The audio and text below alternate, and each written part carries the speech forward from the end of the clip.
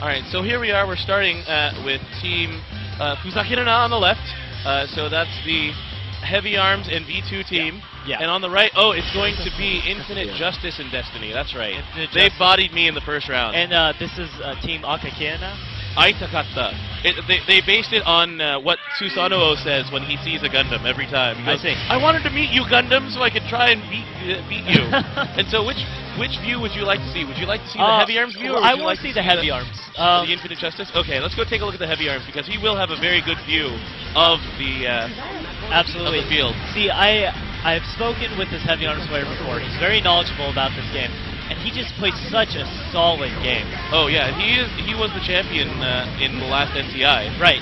With a different partner though. He partnered with a Master Gundam who is not here today. I had a With Lark. conversation with him, and he was saying that him and his crew are going to switch up every time that they team with. I see. And try and take top 3. Try and take that #1 spot. Right now you can see Heavy Arms just abusing those missiles. He has such safe options in this game. Yes, and Really even high when quality you think that you have him, he has a final movement option when you think you're going to be punishing his landing. Right. He has the scissor kick. And you'll see if he ever gets low on boost, he's going to be using that scissor kick. Oh, or he just knows that no one's locked onto him. Right. There's no target alert warning. Oh no, but Destiny is winning the one-on-one matchup against V2 right now. That's going to be hard for them, because Heavy Arms really doesn't have the greatest punish options. While he plays great keep away, you know, Great he really space walks control. down space, he cannot punish that hard, and that's unfortunate. A little bit of a lag spike right there. You can see V2 game blown up, though Heavy Arms still completely fine. So they're gonna have to deal with a full health 3K and a full health Heavy Arms. Go ahead, man. Destiny's trying to get in there a little bit, but as you can see, V2 strikes him down. Yeah, Infinite Justice is committed to run away, trying to make sure that he reunites with his partner there, and they're back, and their team is intact. Yeah, and just like that, it's back into Heavy Arms' team's favor, because Heavy Arms hasn't taken damage. And it's fine if they let their 3K die first, as long as their 2K doesn't take the damage. Yeah, although, you know, while you've been saying that Heavy Arms has taken about a third of his life now, and now he goes down, that's the commentator's curse right there, Bobby. I mean, That's true. You did that to them.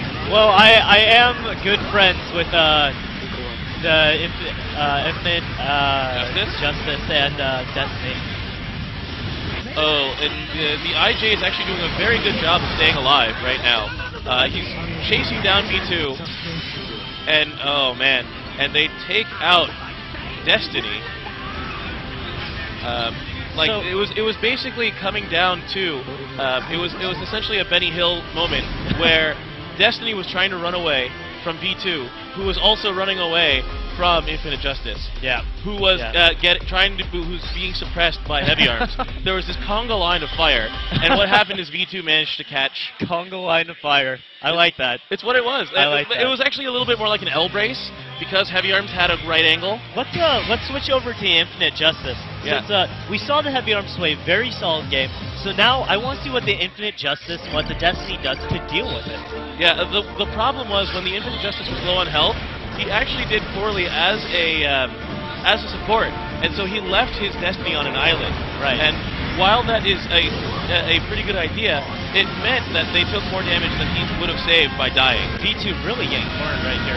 Heavy Arms is forced to push in, forced to take a little bit of damage. Oh, Infinite Justice eats a Garo beam from V2 at the very beginning, and you can see his partner's also not in great shape right now. So this is a much better start than last time from the V2 and Heavy Arms team. Yeah. And yeah, so the two or three main strengths of Infinite Justice, he's considered an S tier suit, is that he has 2 projectiles that are independent of him, and his charge A is a ridiculous piece of work. Oh yeah? Yeah, his charge A, you won't see it yet, but his charge A comes out extremely quickly, tracks better than his normal beam rifle, and does amazing damage. So it's Like that. You just let it go right there. so it's like a faster RX-8 from Next. Exactly. Wow, that's But really also, impressive. he has a boomerang. He has the beam boomerang, and he has the backpack. Unfortunately, Infinite Justice really needs to not die right here, because otherwise he's going to leave his Destiny completely stranded. And he knows that he died after using the EX meter, which is a big disaster as well. So Destiny's in pretty good shape, but IJ... Alright, they have 1 down. If they can push in and kill this Heavy Arms, that they have to take out cost over heavy arms. That's an uphill battle, but it's doable. Oh no, and he eats some missiles from heavy arms. He committed too much to his punish of heavy arms mid-air missiles, and the thing is that heavy arms, many missiles in this game will lose to beams because the missiles will head straight for you and you can shoot them down. Like, if you are good enough, you can shoot down nukes even as they come out of the barrel. Right. Well, an excellent play from both of them. That sends them into loser's bracket? That sends them into loser's bracket. But yeah, so the thing is that heavy arms' missiles, since they come outward first, they will dodge that problem a lot of the time. If you do the side missiles instead of the neutral missiles. And a little note that I just want to say real quick.